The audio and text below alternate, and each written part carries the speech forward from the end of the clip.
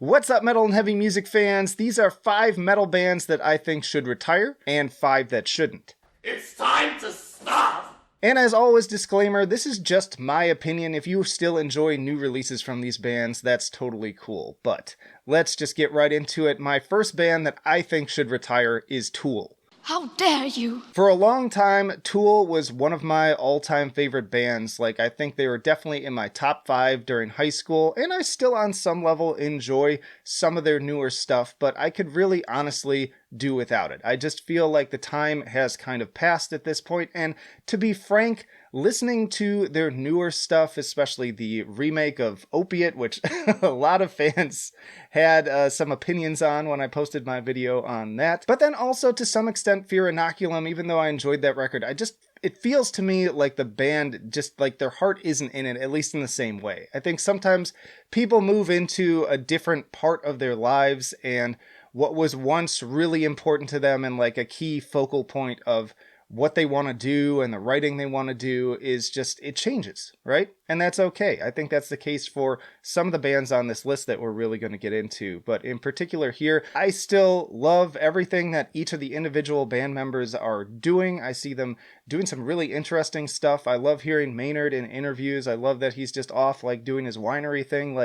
More power to him. But I feel like Tool could just hang it up at this point, and I would be perfectly happy still having all of those classic albums. On the flip side, another band that started around the same time that I think should just keep going and just keep getting better is Enslaved. I mean, what started as just a second wave black metal band is just a powerhouse of progressive music at this point, and each album progressively, no pun intended, just adds new cool elements. They're always surprising me. They're always bringing me new songs that I'm not expecting while still maintaining that core Enslaved sound. It still always feels like they're staying true to ultimately what the fans want, unless you're hardcore really only into the 90s stuff. But I adore everything that they're doing. Every new album just offers something special for me, and I'm always excited to hear what they cook up next. All right, speaking of other bands that were among my favorites in high school and are displayed regularly in all my videos, let's talk about Nine Inch Nails. Nine Inch Nails' early discography to me is some of the goated music out there. You have to experience Pretty Hate Machine, the Downward Spiral, even the Broken EP, and the Fragile continues to be one of my all-time favorite albums, and I listed it in my top 25 favorite metal albums video. But after that, they kind of lose steam for me. I was pretty unenthusiastic when With Teeth came out, especially since there was such a long lead up to that record. I still enjoy it on some level, and then you've got Year Zero. I think it was really around Hesitation Marks that I really lost interest. To me, that album is just super bland, super boring. Doesn't really do a whole lot for me, save for 1 or 2 songs. And kind of like I said about Tool, though, I am still just in awe of what Trent Reznor is doing with his career now. I just think he's in a very different place, and what Trent and Atticus are doing with movie soundtracks now is just incredible. We were talking on the Discord about how the Social Network soundtrack is one of the best things that he's probably ever put out. And then The Girl with the Dragon Tattoo, and then now he's moved on to Disney and Pixar stuff. I don't know if y'all know this, but they did the soundtrack for Soul. And that's totally cool. But at one point, Trent did say, he was kind of putting the band on hiatus, semi-retiring it. And I was kind of glad when he said that. The same way I was happy when the Dillinger Escape Plan announced their retirement, because that's an example of a band that just goes out at the top of their game. And I would prefer that to really hold on to the legacy, and the old albums are still there. And that's definitely the case for Nine Inch Nails as well. I'd love to just see them continue to mature into the soundtrack work that they seem a lot more passionate about than the Nine Inch Nails music that has been put out over the past couple of years. On the flip side, one of my reigning favorite bands from the high school area up to now is still Deathtones. Once more, this band continues to surprise me. Ohms was one of my favorite albums of that year, and even though I wasn't super stoked about Gore, it was again the band showing that they could try new things and just continue to be like, it was an album that they seemed passionate about at very least. Like a lot of these bands that I say should retire,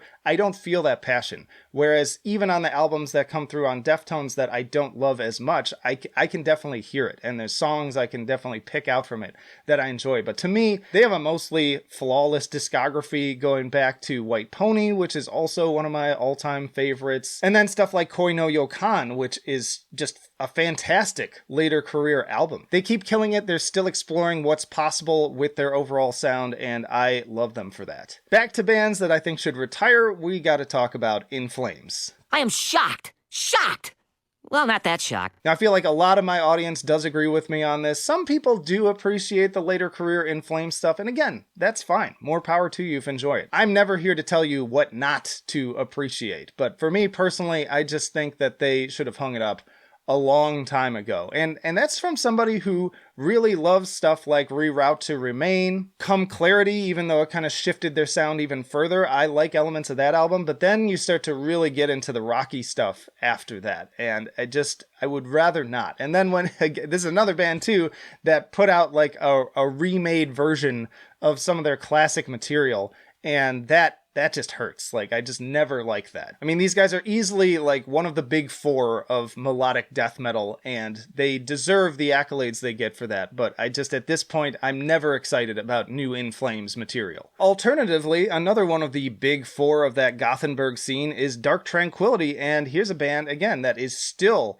delivering some of their best albums. I was a little bit lukewarm on the last one, but I really loved Atoma. I think that that's one of their maybe like top 4 at least albums, top 5. I still have like the big 3 of Fiction, Damage Done, and Character. Now, unlike some of the other bands I think shouldn't retire, I do think that they're kind of like rehashing their sound most of the time. They're not like moving into huge innovations. They make little tweaks here and there and add some elements, change up the production, but mostly you know what you're going to get with a Dark Tranquility record. And kind of like the Black Dahlia Murder or Cannibal Corpse, like they just do it really well, so I can continue to enjoy it. This one almost hurts a little bit because I was like really deep into these guys, and I remember the very first time I saw the 11th Hour music video when it premiered on Headbangers Ball. So we're talking about Lamb of God. I feel like these guys have fallen just so far from where they were. They were like one of the biggest bands, if not like the biggest bands, around the time of like Ashes of the Wake. And I jammed that and As the Palaces Burn so many times that those discs are probably just like worn completely through. I adore them. I like their earlier stuff too, like New American Gospel. I like the Burn the Priest material too, with all the pig squeals and craziness, but I listen to the new stuff, especially their latest self-titled album, and it just feels so flat and bland and lifeless. It just does not have that same resonance, that same hunger to it. I go to Lamb of God for the crazy grooves, the insane drumming, and for Randy to like really tear it up with some vocal dynamics, and I'm just not getting that now. So I just feel like maybe, especially with various members kind of drifting off and changing the overall effect of the band and kind of the camaraderie that they had, because they were such a tightly well-oiled machine, and now they're just not. But a band that started just a little bit after them that is still killing it to this day is Gojira. A lot of bands, they changed their sound, and I'm not really as into it anymore, like Opeth, but I still respect it, and I respect the direction that Gojira has gone as well. I definitely prefer,